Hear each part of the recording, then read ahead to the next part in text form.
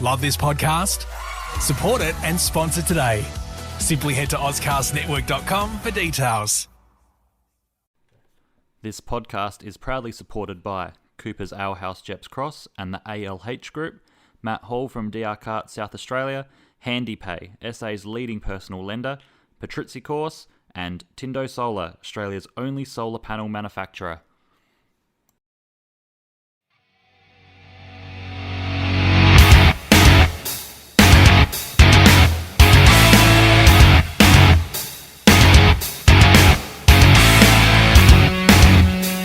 Everybody, and welcome to another episode of Negative Camber. Lee, how are you, mate? Good, mate. Doing better than you by the sounds of things, but you doing well? Oh, yeah, I am, mate. I'm better than the 4 attempts at introducing ourselves in terms of recording, so we had to have a bloopers reel. I think we'd be stuffed. Sufficeable tonight.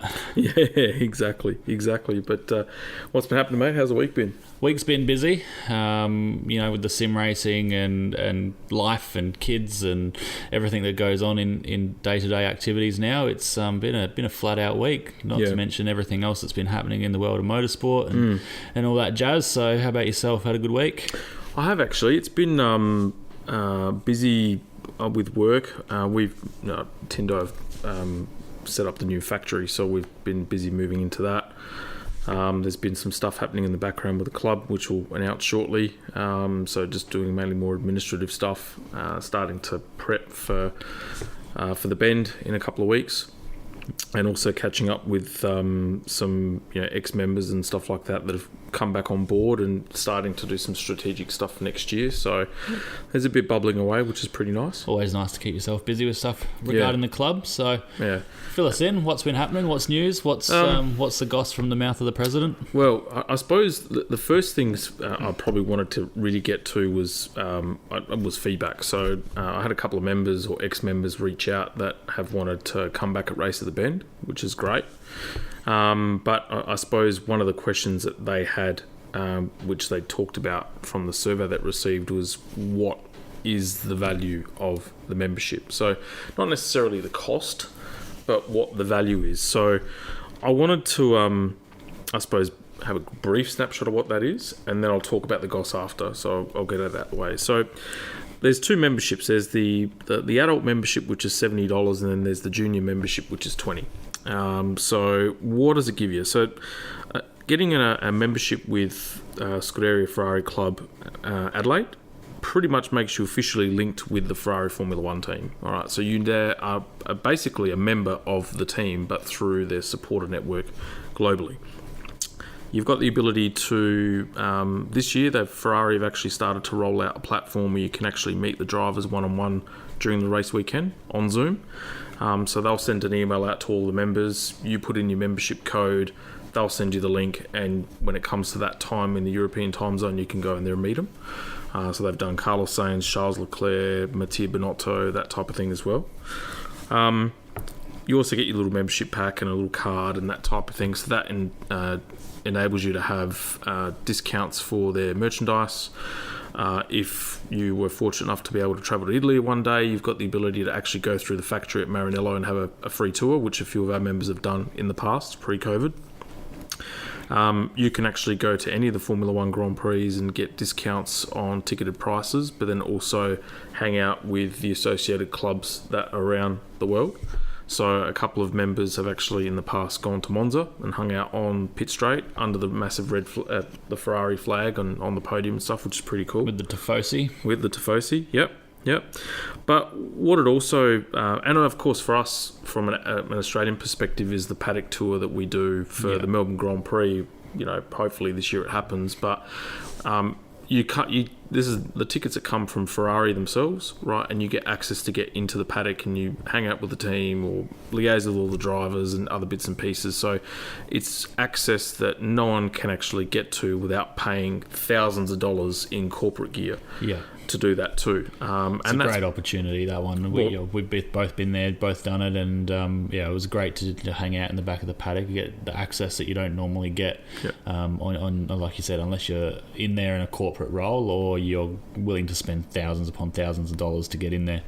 Yeah, exactly right. So, and that's really an experience that money can't buy. So From a local standpoint of view, well, at the end of the day, we're a social motorsport club. You know, we're Ferrari up to a point, and that's because of the location, right?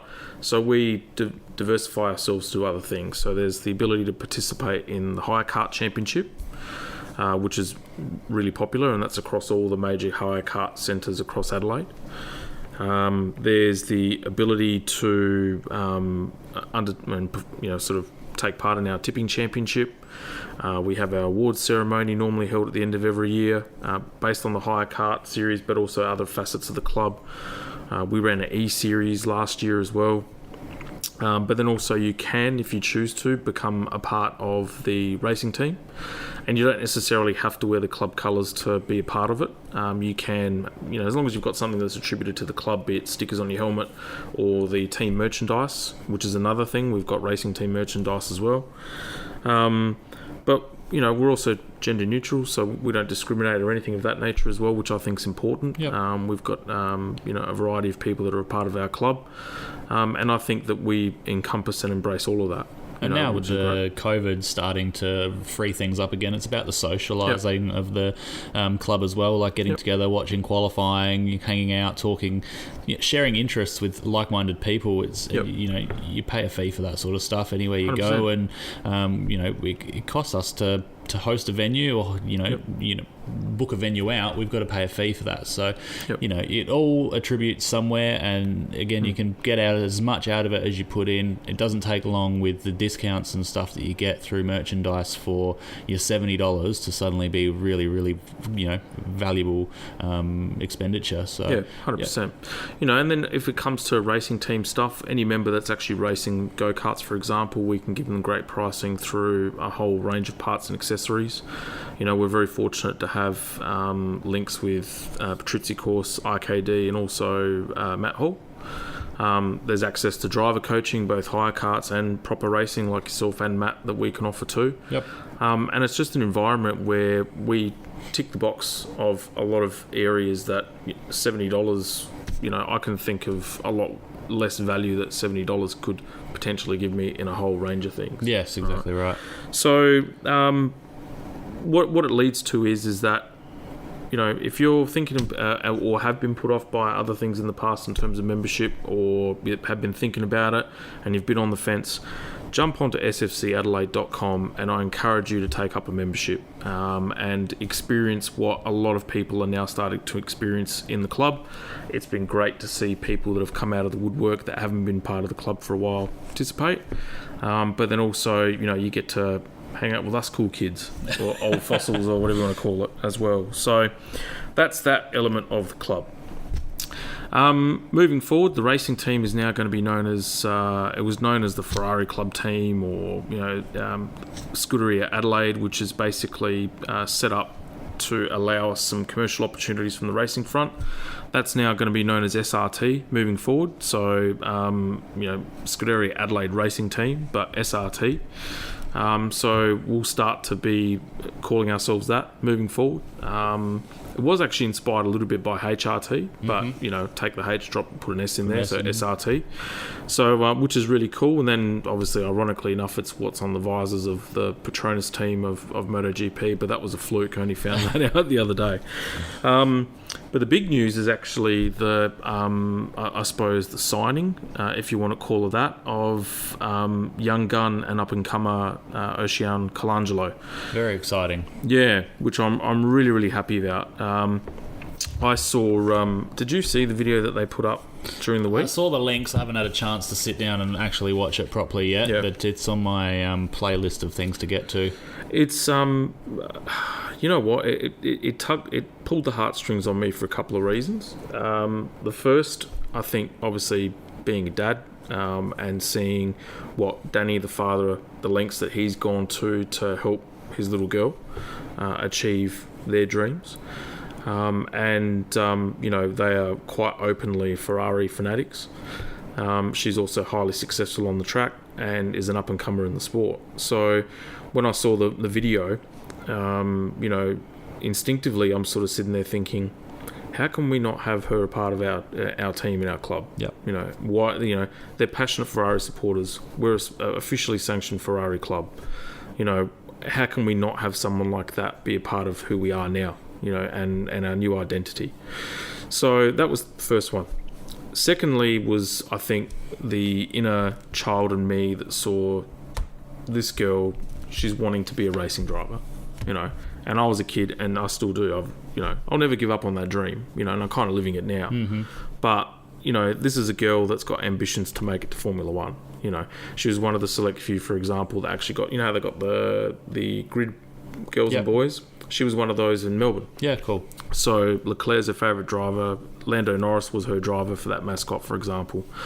You know, so this is a girl that has got a dream. Yeah. You know, and if there's any way that we as a club and as a community can help her along the way, both in your mentoring and driver coaching along with Matt as well, in terms of engine building and helping Danny with, you know, refining the package that they've got, but, you know, making Oceane a better driver than what she is at the moment, then, hey, you know what? We've done our bit, you know, to help her along the way. It does help that we've got contacts with Ferrari, you know, so we can show her and, you know, provide information to the hierarchy that they can see it. Does it guarantee that they give her a call up and say, hey, come on, jump onto Alitalia flight and we'll, you know, and give you a go? No, it doesn't. You know, but hand on heart, we'll do our best to help that. Yeah. You know, at the end of the day, it's going to be results based, and so she's off to a good start, and I'm more than happy to have her. So, what it means is that on the races that the team SRT will be there present at the local karting stuff. They've more than happy to hang out in our marquees. Obviously, you know, and we'll tee all that up as we go. There's that link with Patrizia course as well, which is another thing too. So, you know, keep it within the Patrizia course family. But also, when they're racing interstate, they hang out in the Patrizia course marquee. So I've said, yeah, cool, no worries, you can do that. And then there's events where we're not going to be present due to just personal commitments and stuff like that, and they may do that, they'll go there and do their own thing. Yeah. So, but they've become members of the club. Cool. Both Danny and Oceane. So, you know, I had a good time speaking to Danny, I think, late this week. Probably spent a good 45 minutes talking and, you know, starting to get to know him. He's thrown everything at it. Yeah. So he's left no stone unturned, and, you know, he's actually a filmmaker by profession as well. So there's, you know, there could be something there later on. We could be the Scuderia Ferrari Club movie or something, something like that. But you know, it's not about anything else apart from, you know, having a passionate family that are, you know, Ferrari heads, and we are too, and it'd be crazy not to have them on board. So, yeah, that was one of my big coups. There's some other stuff that's bubbling away under the surface, which you're aware of too. We can't reveal that. That's hopefully we'll have some positive news by the next podcast. So there's some stuff bubbling along quite nicely, which we'll share in due course. The other thing to note too is Tailem Bend. It's coming up quick. It's nearly here. Yeah, it's going to be next week. Actually, no, fortnight, 2 weeks now. And we are at max capacity grid. That's crazy. We are wait full to get out there. Full grid. I can't wait. This takes me back to the days when I was actually running the high kart championship in terms of that feeling that I've got. So that anxiousness is starting to build, thinking, shit, I've got to make sure that we've ticked all the boxes, that we do put on a good show for the guys and girls that are racing, and make sure that the event is as good as what we can possibly do. You know, get the champagnes ready, get the trophies ready, do all this sort of stuff. You know, and then hopefully that it's a successful day. But and hopefully the crew on the other end have done the same thing, and they've got their karts and their venue ready, and we have a good show. Yeah. Well, we can control what we can control, and everything. We can't control everything else outside of that. So, the team, in terms of the committee, have done a good job. You know, we're all hands on deck for this one. So I'm really looking forward to it. Yeah, I'm really looking forward to getting out there and having a stab. It's a pretty stacked field. It's going to be a hard one to win, and once you'll be pretty happy when you've won it, because it's not going to come easy this time. And hopefully, I haven't, the weather doesn't go that far out yet, but I'm hoping for a good day. But hell, if it rains, that'll make things even more spicy. Yeah, exactly. I mean, I keep saying it, but I'm looking at the list now. This is probably the most competitive field I think we've ever assembled. Yeah, in terms of drivers. And it's not going to be an easy win. Like if Guns Richter and his little mate there, Mr. Fraser, are thinking that they're going to walk in and straight from Waikerie the night before. Nah, it's not going to happen. Not going to happen. No. So I got some people trying to tee me up to go to Morgan and do dirt karting, but and then go and race the bend, but that's not going to happen. All my eggs are in the bend basket, and I'm going to stay at the river, get a good night's sleep on the Sunday night, and be really focused. I've got to drive at 150% to make sure that we're up the front. Drag your mum along. I wasn't going to say that, but if I can come away with some fast laps, that's all that's going to matter. Speaking of Morgan and dirt karting, one of the other questions I had was, who the hell is Biscuits? Oh, did you get this one? I did get this one. They said, look, we've heard this name, but who the hell is he? Who isn't Biscuits? So, Biscuits, yeah, well, who isn't Biscuits? So I'm going to throw it to you. Right. Please tell us the story of Biscuits and how you know him and where he sits in all this. So he's a long-term friend of mine. His full name is Matt. His full name is Matt. Matt Ma. He's on the Facebook if you need to look him up. We've known each other a long time through karting, and then when Party Central started happening, we became close again through meeting up in town and doing all that sort of stuff together. And just sort of the friendship sort of restarted, I suppose, and he's just been there ever since. And now he races. He did come back and race bitumen karts. Mm-hmm. He's made the switch over to dirt karts now, and obviously got a good result at the state titles. So but one thing is about Biscuits is he could talk the hind leg off a donkey, and then probably find the next donkey in the paddock and talk the hind leg off that one too. Yeah. So one night we'll have him on and we'll subject all of our faithful listeners to the waffer aura of the Biscuits. Yeah, the aura. How did he get the nickname Biscuits? I don't think for our time slot that's a good story to share. Yeah. Okay. In due course, if the punters want it, I'll give it out next time. But let's throw that out. If the punters are happy to hear about it, we'll tell it. But all good. I reckon the reason why he went to dirt was that he didn't have any excuse of actually. He spent more time off the bitumen than on it. He was used to it. Yeah. So you may as well put him in his natural habitat. This is true. We did used to keep a spade and a bucket in the back of the car for him, just so he could dig himself out of all the gravel traps he got himself into. But oh shit! Everyone's got it's good. He's good value. He likes to take the fun out of himself, and he'll take the fun out of you too if you can hack it. So he's heart of gold. Yeah, he is. So we'll have him on one night. Yeah, but that is El Biscotti. Also known, he has a fondness for Japanese drivers. I've noticed. He does have a massive fondness for Japanese drivers. I think because he's a kamikaze, he likes the kamikaze aura of the Japanese driver, like your Kimuis and now your Yuki Tsunodas and that sort of mentality of driver. It suits him really well, though. I would have put him more sort of Taki Inoue, pace car, bloody bungling and all that sort of stuff. And can't drive. So no, just kidding. No, he's actually a pretty good steerer, the old Biscuit. So we will.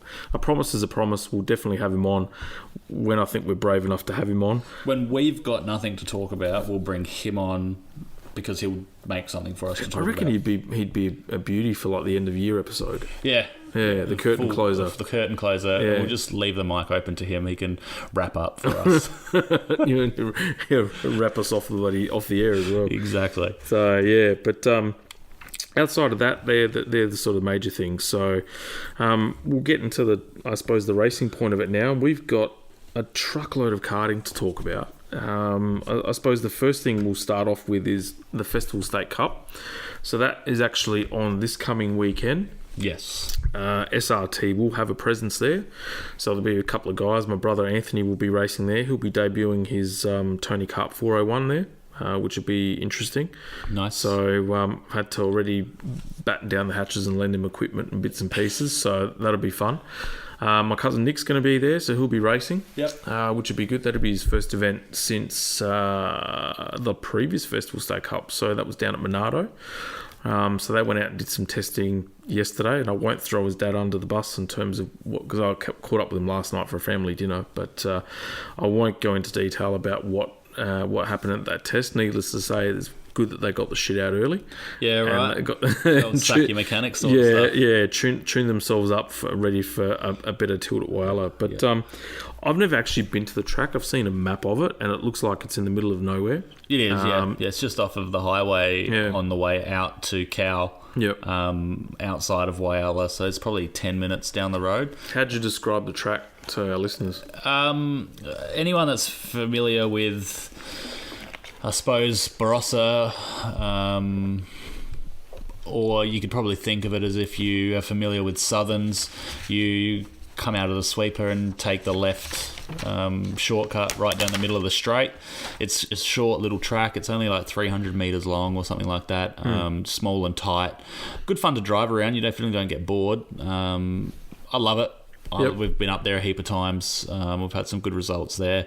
Nick's grandparents live in Whyalla, so it's always been good to, when we were racing heavily, we'd go away for the weekend, and even if it was just me and him, we'd stay at his grandparents' house, or we'd go testing a couple of weeks beforehand and spend the whole weekend up there just cutting laps. And it's the kind of track you can cut laps around and not get bored. Some cambered corners. It's a bit of an uphill then a downhill.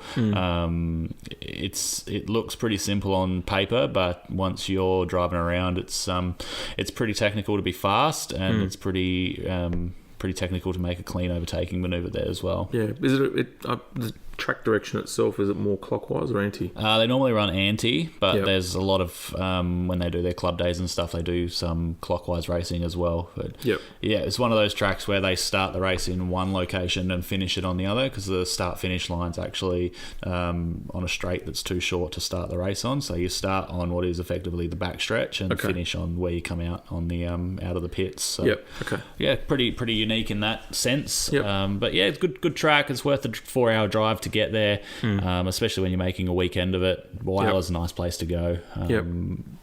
It's good fun. If you can get the chance, definitely get up there. Yeah, no, the race format, I think they the sub-regs had come out, and the practice sessions are actually going to be held on the Saturday morning. Qualifying is going to be held sort of late afternoon. But then the first 3 races are actually going to be held under lights. Which is going to be really interesting, because I would forecast it to be probably close to 0 in the middle of Whyalla. It's going to be freezing cold. So put your tyre pressures up, lads and ladies. And take an extra pair of layers to wear underneath your race suit. Anti-fog on the visor for sure. She gets cold up there. Absolutely. Don't forget your clear visor if you've got a dark visor, because once the lights come on, you've got to put the clear visor back on. So lots of things to remember when you're going to race in the night. Exactly. It's I think those that have been racing consistently at Barossa will probably have a bit of an advantage racing under lights initially. Although for some reason I imagine Whyalla to be, because it's a shorter circuit than Barossa, probably better lit. It's not horrible. It's racing under lights, racing in the daytime in a cart, it's much of a muchness really. Once you've got your bearings, you know where you are. It's pretty good there though. The lights do a good job. Not so many trees overhanging the circuit, which cuts away from some of the light that gets thrown. It's pretty bright. To me it looks like the sort of track that there'd be I suppose grip would be at a bit of a premium because of all that surface dust from all the surrounding areas on it too. So if there's a bit of nighttime breeze and stuff like that, and it blows a bit of dust onto the track, she might be a little bit interesting with cool or no track temp. Slippery at the best of times there. So it'll be fun. Like I said, it's worth the trip up there. It's definitely a good track to drive around. It definitely has its challenges, and it's the same as Barossa. Barossa, you get the once the night time comes down, the track goes all sorts of slippery. So it's going to be the same there, and it'll be the same again on Sunday morning when they rock up to finish their racing off. It's going to be cold as all hell. And she'll be slippery still. Might be some carts struggling to fire up from the cold of the previous night as well. So careful with your water-cooled engines. If it gets too cold, you don't want to get the water freezing in the engine. So just be careful with that sort of stuff. That's my advice for those water-cooled engine participants. Maybe get one of those gas turbine industrial fans or something like that blowing in the car. Just keep the temperatures down. Keep the temperatures up and on the engine. So they've got, at this stage, there's 78 competitors at the moment. Entries haven't closed yet, so there is still time to get out there and race. And this is round 2 of what effectively is the South Australian Championship. which includes all of the classes. So if you're sort of thinking of getting out there to have a race, get out there and have a crack, regardless of what class you're in. It should be a good weekend, but no doubt we'll have plenty of stories to talk about. I know my phone's going to be running red hot over that weekend, and I'll be sort of plotting away looking at stuff on Speed Hive, which would be pretty cool. Yeah. So but Supercarts, they had their the Adelaide Supercart Club had their race over the last couple of days down at Malala. Yeah. So I think it was just part of can't remember if it was a regularity day. Yeah. Regularity day. So just wanted to give a brief shout out to Team Amadio. So Daniel Amadio and his boy Sebastian as well. And his other son there too, I think, was racing today as well. So actually Amadio wines is a good drop. Yeah. You tried it? Yeah. I don't mind the Heritage Montepulciano and also the Sangrantino as well. But the Amadio boys have been a part of the Scuderia Ferrari Club in the past. We've had a couple of functions there at the Amadio Wines sort of outlet at Felixstowe. But Sebastian in particular has been going great guns. He's starting to forge a career in the tin tops. I know he's been testing a lot in a Porsche GT3. Yeah. And I've been speaking to Daniel on and off infrequently now for probably a good 2 or 3 weeks. All three boys and Daniel themselves sort of get out the karts and race, and they've got a bit of a relationship with Walking Show Andretti United. I think Armadio's is one of the sponsors there. Yeah. So, and that team dominated the whole weekend in their respective classes. So, that was a good hit out for the lads. They didn't have a massissive field. They started off with about 30 carts or something like that, and then there was some mechanical gremlins by the end of the day. It was a good little hit out for them and for the supercar lads as well, for sure. Yep. But they had all the major classes that were there, like stock Hondas and stuff like that too. So good hit out. But that was supercarts. Now the Mr. Leigh. Yes, we have another case to solve. Have another case to solve of the Mr. Leigh. Now, I did try and find this again on Facebook over the week, and 2 of our esteemed guests, Kip Foster and Dave Sera, had a discussion in regards to, overtaking and what constitutes a fair overtake. I did want to try and actually quote what Kip had actually posted directly, but I couldn't find it on Facebook, so it's probably been removed because, as expected, it created, let's be blunt, a shitstorm between drivers that had all differing opinions. Yeah. And there was some video footage which I think was, if I remember correctly, resulted into more of a bump and run. All right. So over to you, esteemed racer, Mr. Leigh. Solve this one. When's a pass? What's fair and what's not fair? Well, first, I do want to say that I would have liked to have seen another view of the incident. It's not quite clear how much of a bump there is, what there is. It doesn't look a whole lot like there's much there. But like I said to you earlier when we were discussing this, it's what shoes on what foot, really. Like the guy in the lead's probably not going to be too happy with that. And to Kip's point, if that was a junior driver, your dad's probably going to be upset that that's happened to you. But on the other shoe, the guy that's just done that small little unsettling coming into the corner to get the win, his dad's going to be cheering, and they're going to be cheering that was the sort of, level that they didn't do it with any malice. They didn't do it to injure. They didn't do it to, take the person out of the race. They just did it to, and I think there's a big difference in that. You can, if there's malice involved in lining someone up from 3 kart lengths back and just nailing them off the end of the straight versus just sort of giving them a bit of a rub up to say, I'm here, what's your bumper? There's probably a time and a place for that sort of manoeuvre, though, like the Nationals. Like you want that at a club day. I don't think we need to be racing for sheep stations like that. And this was the whole point of the drop-down bumper, right? So had that race meeting been using drop-down bumpers, would the drop-down bumper have warranted a penalty? But I don't think they were using drop-down bumpers. So I know I'm probably sitting on the fence here a little bit and trying to look at all aspects of the situation. But Look, like I said, if that's the Nationals, last lap of the Nationals, I think kudos. Old mates won it. No problems at all.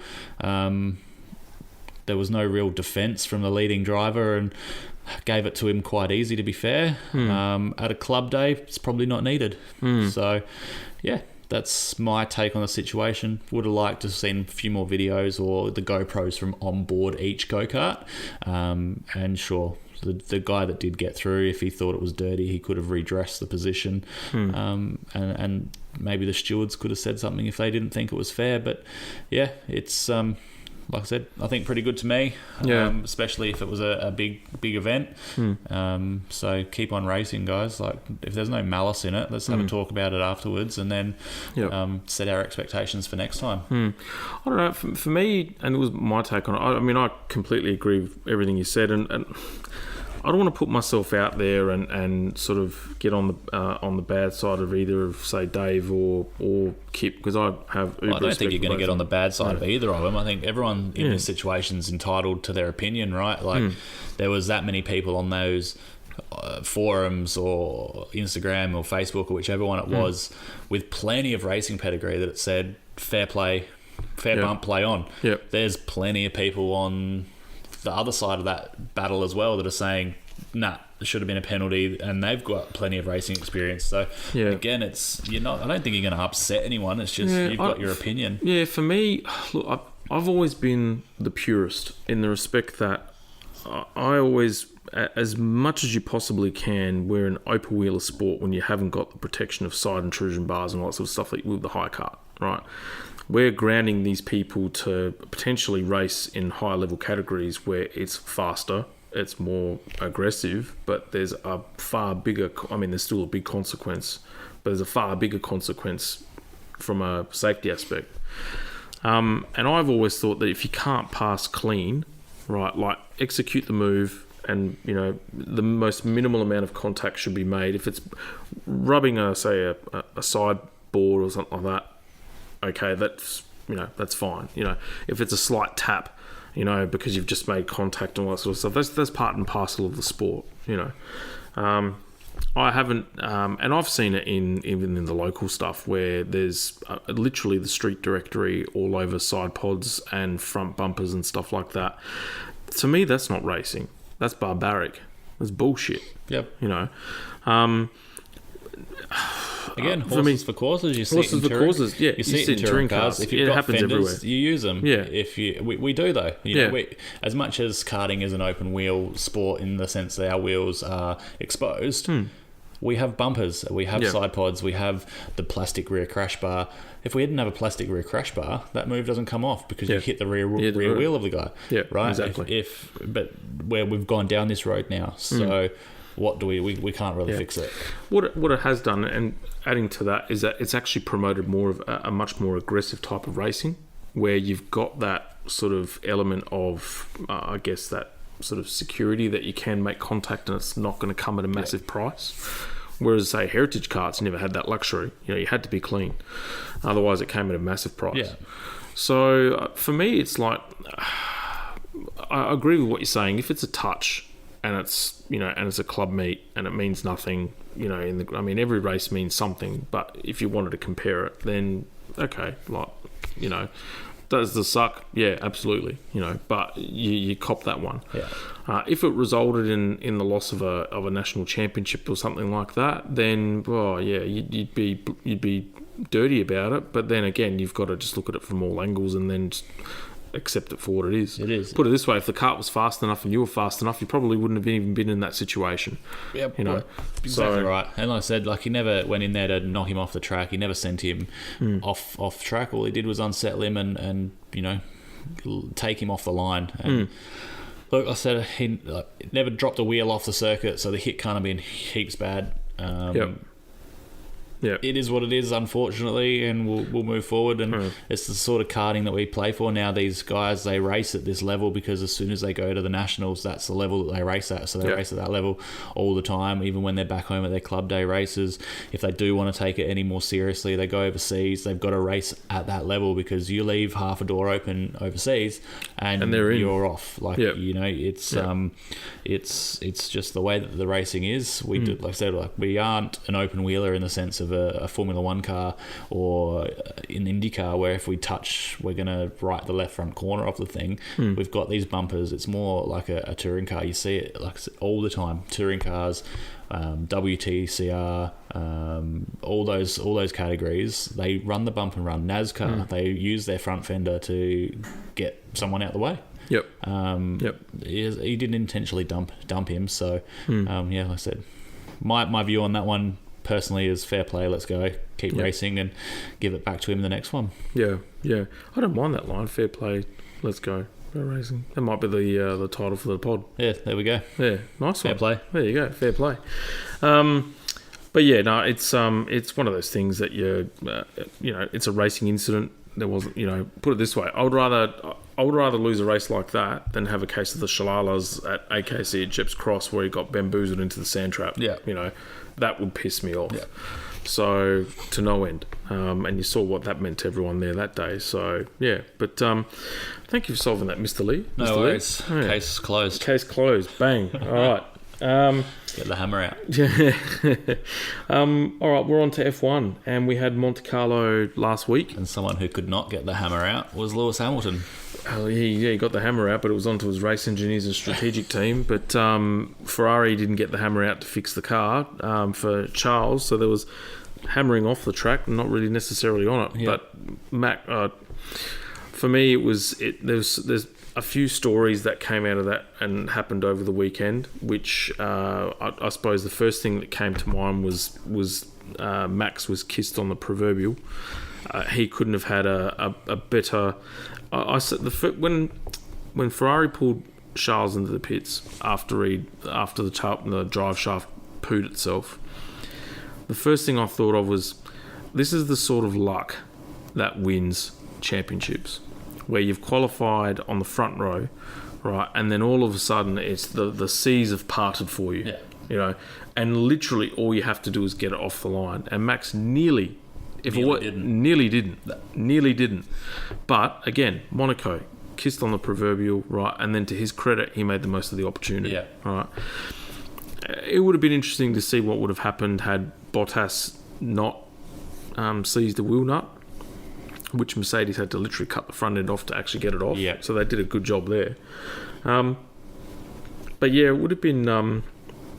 I think that was a win gone begging for Ferrari. Yeah, but it was good to say. You don't know though still as well. Had Charles not put it in the fence, you don't know who was coming behind him might have put him in the grid. He might not have been on pole. So there's a lot of what ifs with the whole race, but to have qualified pole and then still not be able to take the start in your home Grand Prix, that's pretty bad stuff. Yeah. Pretty heart-wrenching stuff. Yeah, absolutely. There was some footage that came out, some photos that I'd seen when he ripped the helmet off and he was just eyes bloodshot, balling. So it means a lot. Yeah. But also, he hasn't actually had a very good record there at all. He hasn't finished a race there. Not a single race in any category. Any category that he's raced in there, he's not finished it once, which is ridiculous, Billy Mark. Yeah. But it was for me. It was Ferrari looked on the pace all weekend. They were up there in every practice session. Yeah, 100%. And my boy was, I actually thought he was going to get the pole, and I think he felt like he was robbed of it because of the Leclerc mistake. Yeah. And there was all this bullshit flying around of, it's another Schumacher incident, I think it was 04 when he parked it. And that sort of thing. 06, I think. 06 or something like that.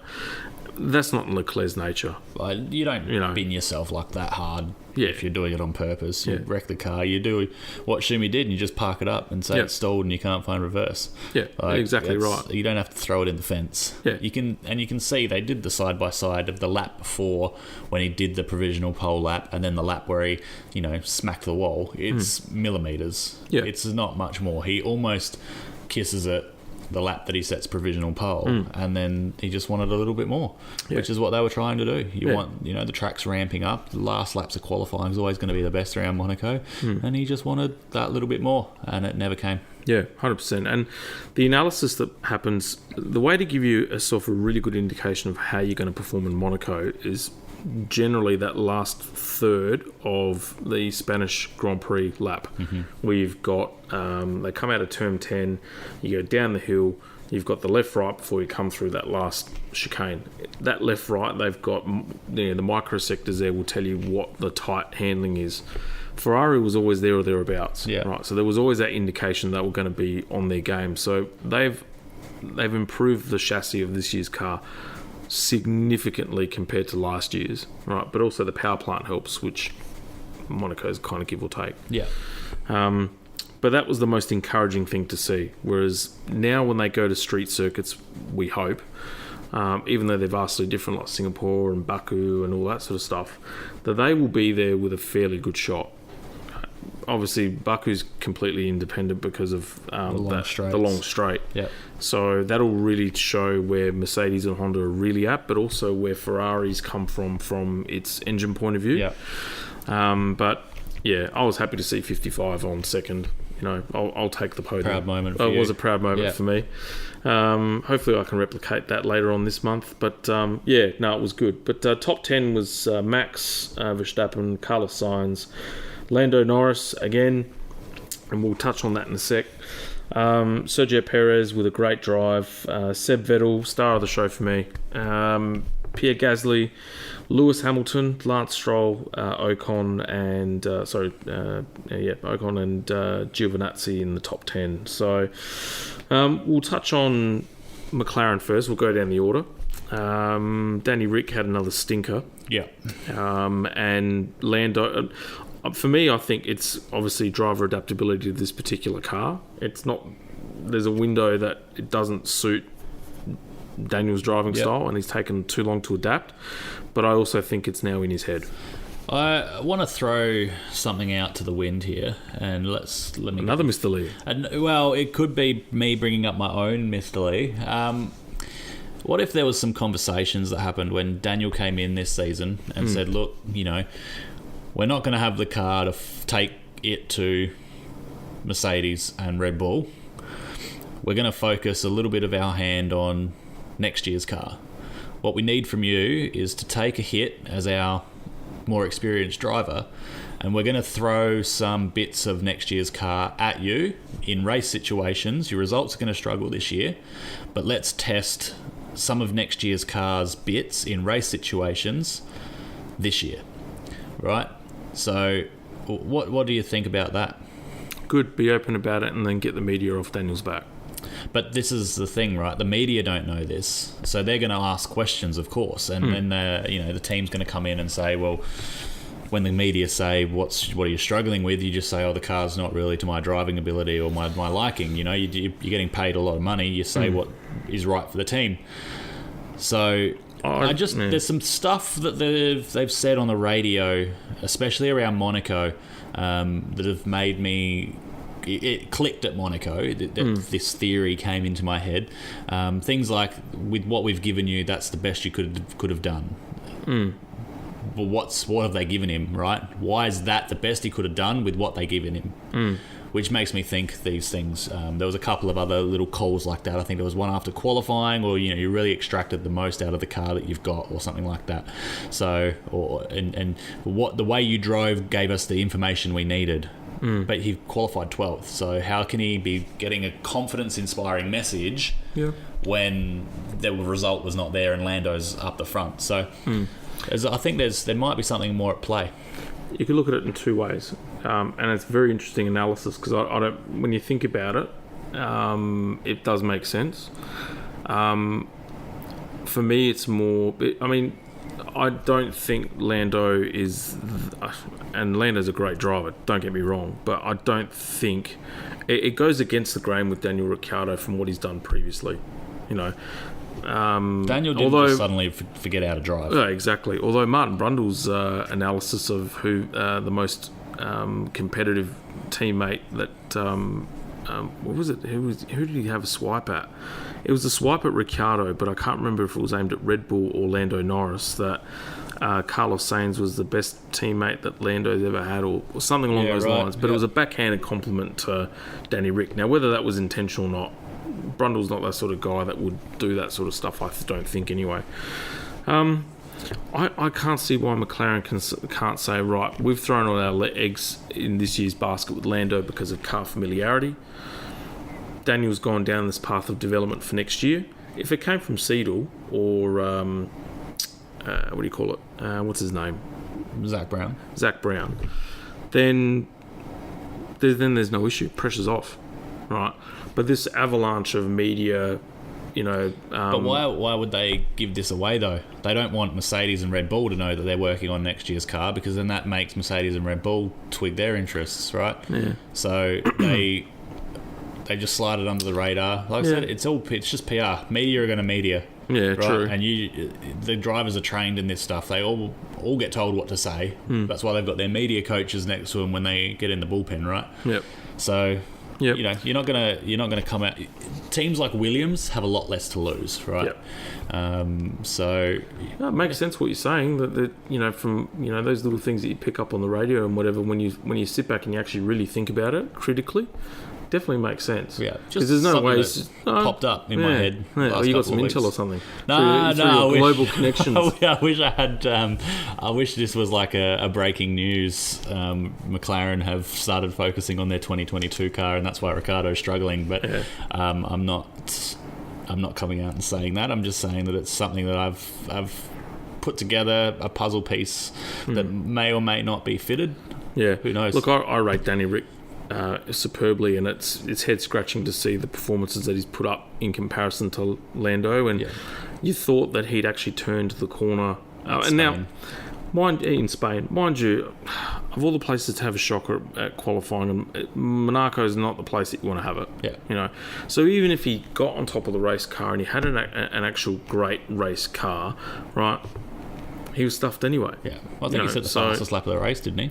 I think he did, yeah. You know, so that says that by the end of it, he got his act together. Yeah. You know, so it's hard to read, but it doesn't make good reading regardless. No. You know, if you're a Ricciardo fan, you'd be scratching your head. But let's see what happens. Like I said, it's still early in the season. Hopefully, he gets his act together. If there is an act to get together, or if he keeps playing the act, we'll find out. But well, we'll know next year if he's an ace in the new car. Exactly. And that'll, you know, you heard it here first at Negative Camber. Exactly. Right? Negative Camber. You heard it here first. McLaren should be strong next race.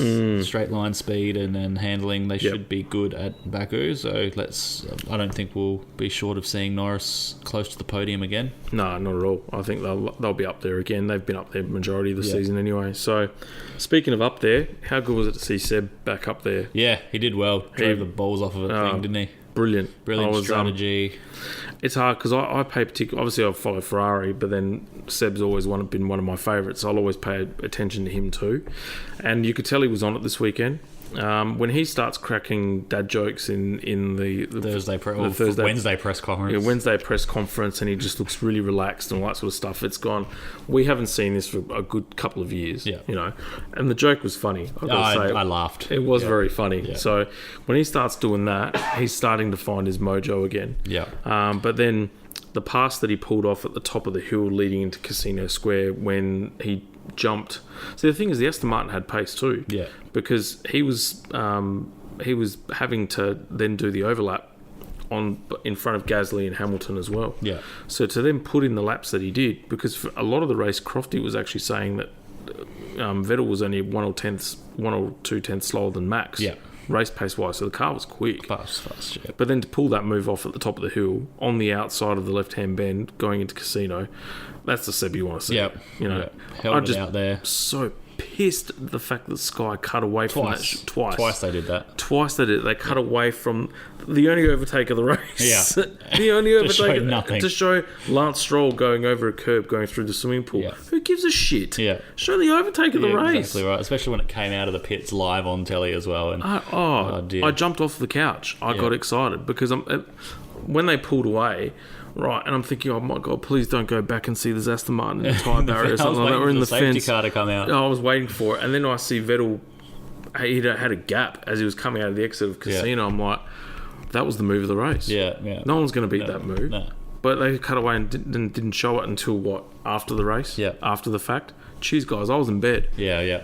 So I'll catch up on that on YouTube. Yeah, but good to see Vettel back. And they gave him 10 out of 10 driver of the day. An interesting stat is he finished 15th and 15th in the first two races, then 10th and 10th, and now he's finished 5th. So hopefully there's a pattern emerging there for him, and he's found it and turned the corner, and he's back up the front in that Aston Martin. Still probably the best colour scheme on the grid. British Racing Green. That's gorgeous. Yeah, really nice to see. Your mate Lewis. My mate Lewis. Your mate Lewis. It's not my mate. He's a crybaby. He's not Todd's mate either, on the looks of it. Even though, but geez, I told you. I called it. I said that when they're leading the race from the front and there's pressure on them and they haven't got the ability to make the right calls, they're going to stuff it because they've had it way too easy for too long, and they did. You can guarantee Mercedes will have one absolute shocker of a race each season. Yeah. All right. And normally, they had Germany, they had Singapore for a couple of years. Monaco, they've normally been good. Yeah. But this year they were bad. Bad by their standards. But you're right. They were under by pressure. Everyone's standards. Yeah. But they were under pressure, and it showed, and they miffed up. So it's changed the look on the championship, so now they've got some work to do. It's just the first time they haven't led the constructors in a little while. It's the first time they haven't led the drivers in a little while. Pretty much since we're looking at 2017, I think it was, with Ferrari. Yeah.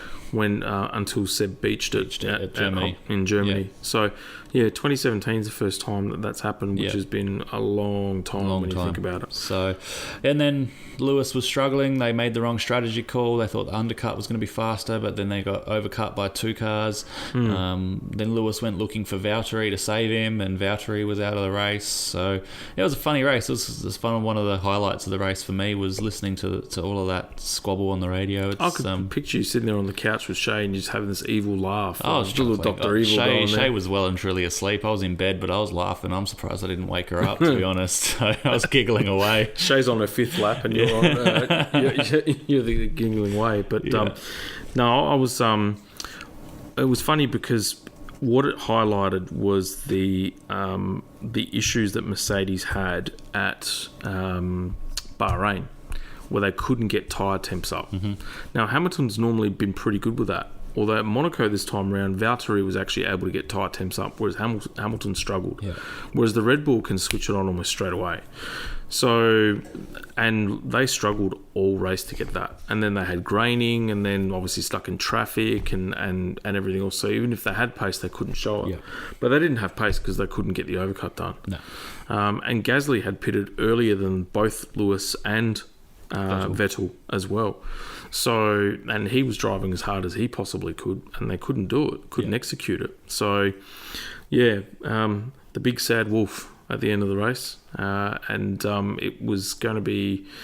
Oh, look, there's no doubt Mercedes will bounce back. Yeah, they're not going to take that too kindly at all. But they wouldn't want to have too many slip ups, because it's kind of balanced the ledger. Like Red Bull had their epic cock up in Spain, and then Mercedes have returned serve, but sacrificed probably more. They blew a 14-point lead. Yeah, in terms of mistakes, I don't think Red Bull's was a mistake. They had no other option. They were called strategy-wise. They couldn't get Max into a gap where Valtteri was going to be behind him still, and then Lewis could still do that and pass Valtteri with what was supposed to be relative ease.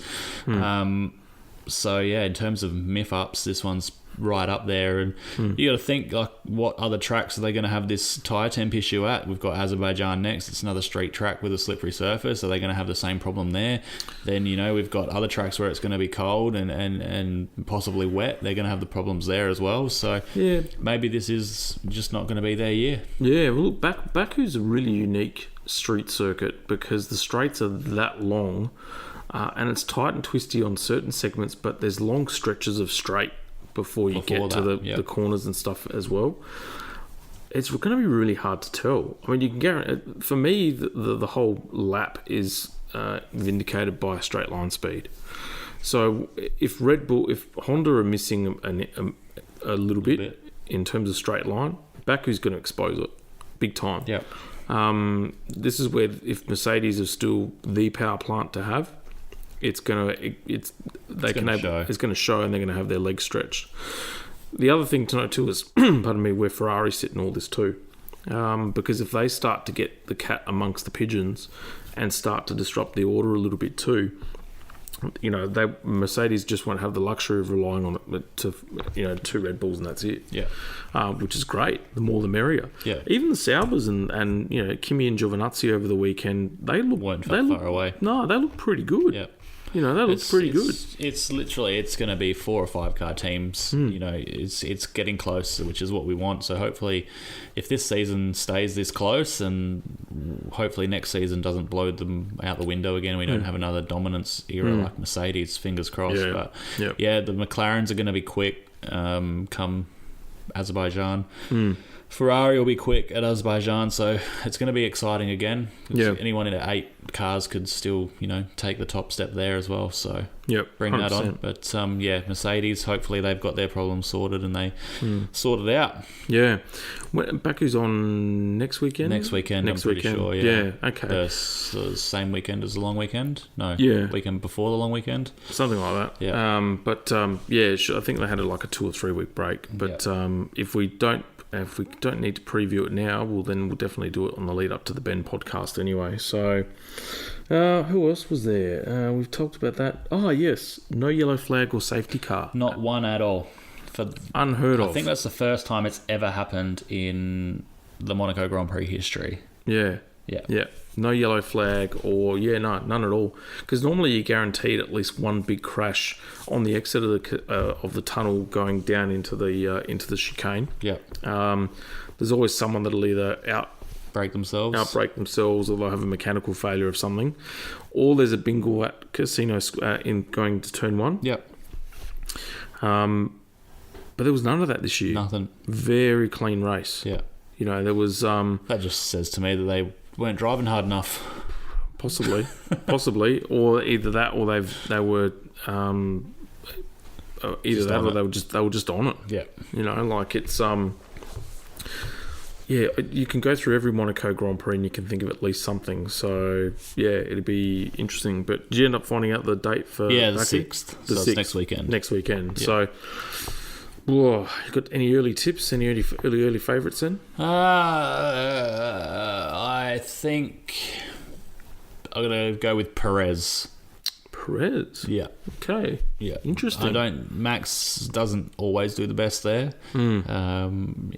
So I'm going to throw one in there. Chico's actually had a very good record there. I'm just going to throw that into the mix, and he's hopefully gets his act together in qualifying and can take it to them and put it up the front there somewhere. So I'm going to say Perez just for some fun. I think we're going to have a race where it's classic Baku, where it's literally the shit hits the fan and it becomes it's going to be one of those really unpredictable races, like it was a couple of years ago, which was a corker. Instinctively in my head, I've got the names of Aston Martin, Ferrari, and then also an outsider for some reason, but I can't think of who. It's in my head, I'm thinking those 2 teams will be prevalent.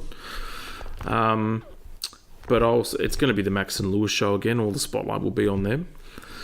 But I've got a funny feeling that this will be the race where they come to blows. Yep. Where it's going to happen. A risky move into turn 1 after the big drag reduction zone system into the first corner. Yep. I think this will be the race where they have their moment. their Senna Prost. Yeah. And then the perfume comes out and the lover's tip starts.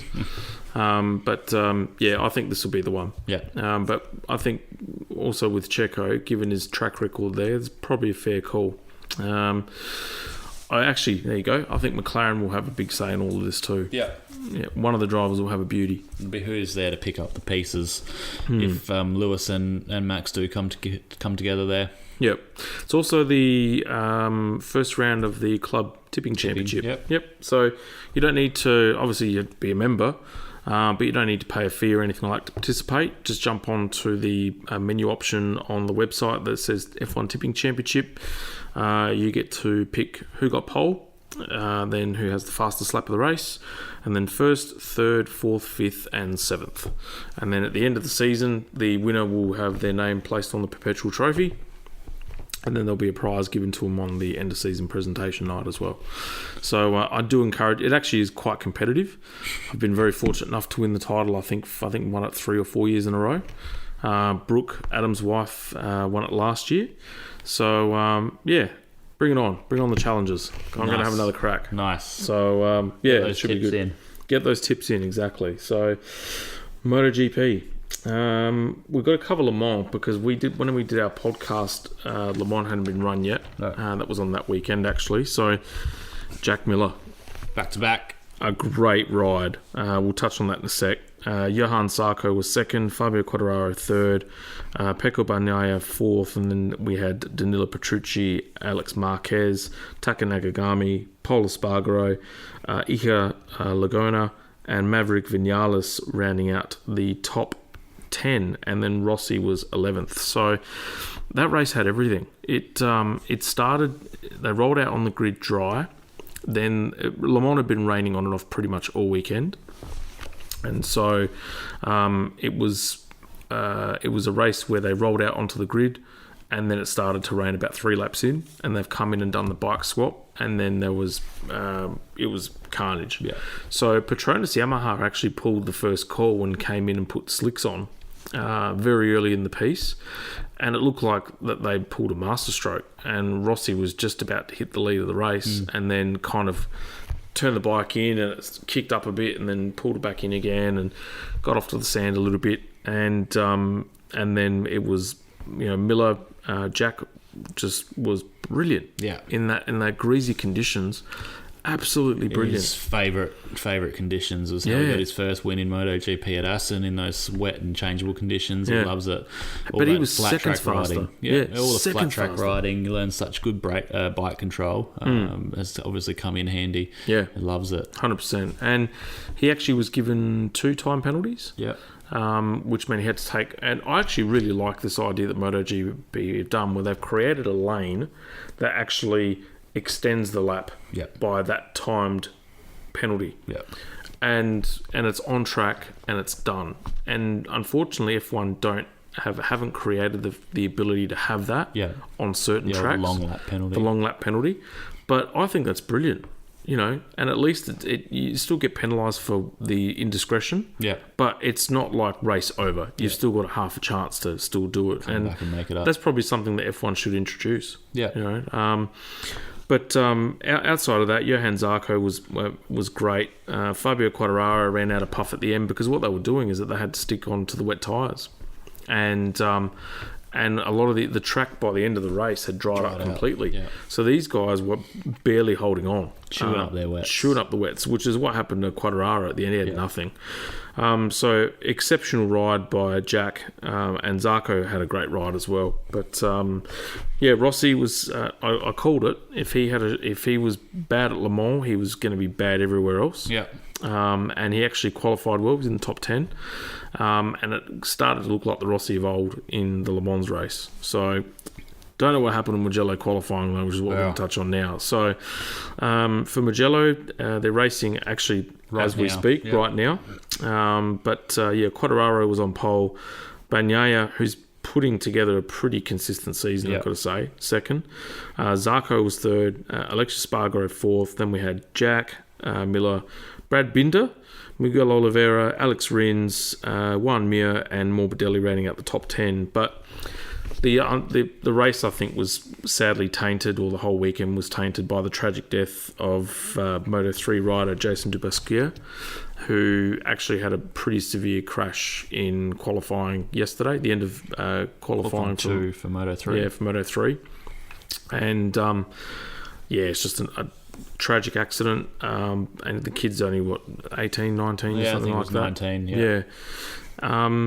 Just a reminder again of just what these guys do and how much they put themselves on the line, to entertain us. Yep, two wheels or four wheels, it's all to entertain us, and these guys are riding at 10/10 all the time. Yeah. Once they strap the helmet on, they who knows what's going to happen.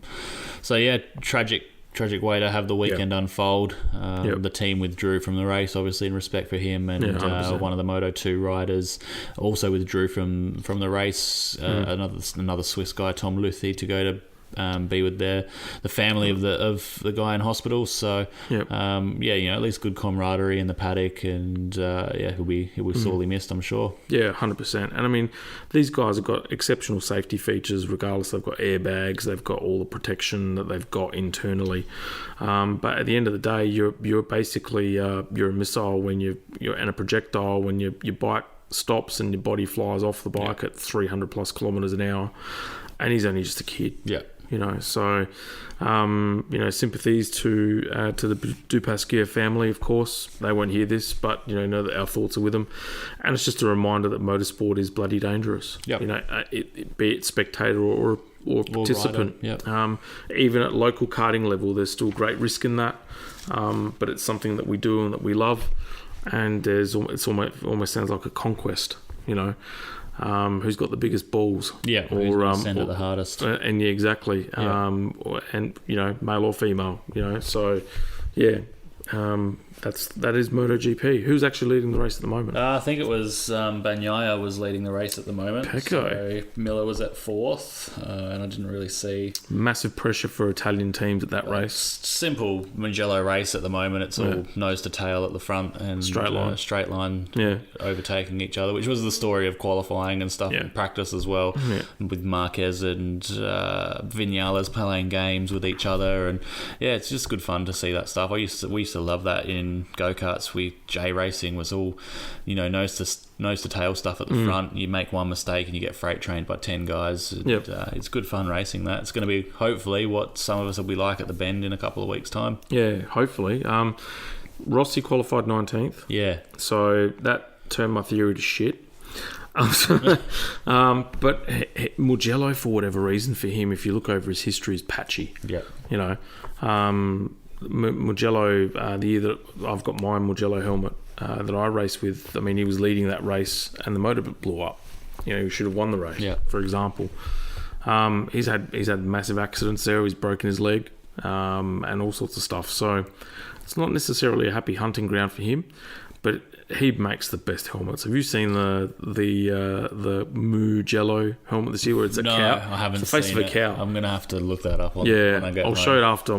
I saved the photos on my phone, but he's got the face of a cow on his helmet. Right. It's Mugello. Yeah, nice. It's brilliant. He comes up with the best ideas, doesn't he? 100%. And that's what the fans love. I mean, the guy's 42, but he still does that sort of stuff, and it's just so cool. Yeah, it's his personality, and that's what we all love about him. Yeah, exactly. And I sincerely hope he does actually have a good race. It'd be nice, even if he finishes in the top 10. Yeah, that'd be a win for him. Exactly. But his there's talk growing now about his future in the sport, what that's gonna entail. So we'll see. I just hope he stays fit, clean and healthy, and doesn't become another statistic, because that would just be tragic. Yeah, absolutely tragic. But 42, he's got nothing to prove anymore. We all know how good he is. I think this will be, sort of the last year that we see him on the bike racing, but I don't think he'll be gone from the paddock. He's got his teams that he's running and all that sort of stuff, so there's still life in the old dog yet, but it'll be more of a mentoring, coaching role now, I think, than riding it himself. Yeah, I'd say so. So, but Marquez, what did you think of his form at Le Mans? I think he crashed, didn't he? Did he Twice. Twice, yeah. Well, standard Marquez, isn't it? Pushing. Yeah, exactly. And he's got, he's come back. He's trying to prove a point, I suppose, that he's still got it. And in those changeable conditions, riding outside of your comfort zone, the bike's probably changed a little bit since the last time he's been in that sort of conditions. So, going to make mistakes, but we've seen him crash twice in a race before. It's nothing new. It's nothing out of the unusual for him. It's just now he's not leading the championship. So he's feeling it though. Yeah. He was very, very hard on himself. They showed him in the pit lane after. He's someone I almost think he's kind of rushing the process, that he wants to get back and start winning races straight away, which every driver does, every rider does. But it's going to take time, I think, to build that back up, to find his mojo again, because that bike is a pig, right? And the fact that he's getting the speed that he is out of it is kudos to him, because his teammates are nowhere. Exactly. So it's very difficult to... how hard is it to shine a shit, really? You can polish a turd as much as you like, it's still a turd. Exactly right. You might take the edge off it, but that's about it. Yeah. So he'll be back, I think, but it's, I think it's going to be one of those really close championship seasons again, as epic as last year's was too, which is great. No one's going to be able to afford to put themselves down in that front group. And he's Jack, he's 16 points off the championship in 4th place. That's in the last 10 years, 16 points off the championship, he's 2nd place. Yeah. So it just goes to show how close it is, and when you take that dominant team out of it, how much there is to play for. Yeah, exactly right. So, but that's it. That covers MotoGP. It was meant to be V8 Supercars this weekend, but they, obviously with COVID breaking out again in Melbourne, they closed it off in Winton. Postponed that off, yep. So we won't see them now race until end of July, which is going to be... in Winton anyway. In Winton. Yeah. And then they've got Darwin coming up, and then they've got Townsville, I think, which is one of the longer K races as well. Yeah. So, we've activated Zoom, so we're going to start to do some Zoom interviews and stuff like that in the podcast moving forward. So there's a lineup ready to go. Yep. Macaulay Jones will be coming up soon. Troy Losco, Geordie Ford, Supercarts, Mr. Buchan. Oh, Beautiful. He heard the podcast and gave it a like. I was chatting to Josh the other week, so he's keen. Yep. So we're going to start to roll out some names moving forward, which would be great. So Charlie, we'll give you more content, love. Don't worry. We can quote us again. But I'm done, I think, for this day. Yeah, I haven't even come prepared with a grind my gears segment for tonight, so we'll have to let that one slide, and maybe I'll treat the fans to two grind my gears next week. Yeah, I reckon. What do you reckon? We do a post bend or pre bend pod? We've probably got a lot to wrap up pre the bend, so that's still 2 weeks away. We could probably do one. We're trying to fit a pod in on that fortnight.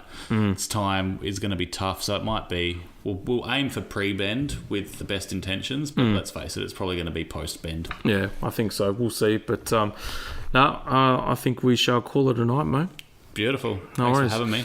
Before I go, for those that are keen on following Oceane's journey, Girl Racer 46 is her title. She's a Valentino Rossi head too. Ticked another box for me. So look her up on Facebook and also find her on YouTube, and you can actually have a look at the little video that she did with her father Danny, and it's a little 9-minute clip, and it's her vlog. I called it vlog last week. Bianca reminded me of my age. It's actually vlog, so I got to get it right. Correct. Vlog. But yeah, check it a B-log too. No. Yeah, I'll make a beeline for that joke after that too. But check. In all seriousness, check her out. She's part of the Ferrari family now. We love her. I'd love her to start racing with us again. We can't wait. And we'll speak to you guys in a couple of weeks. Ciao for now. See ya. Love this podcast? Support it and sponsor today. Simply head to ozcastnetwork.com for details.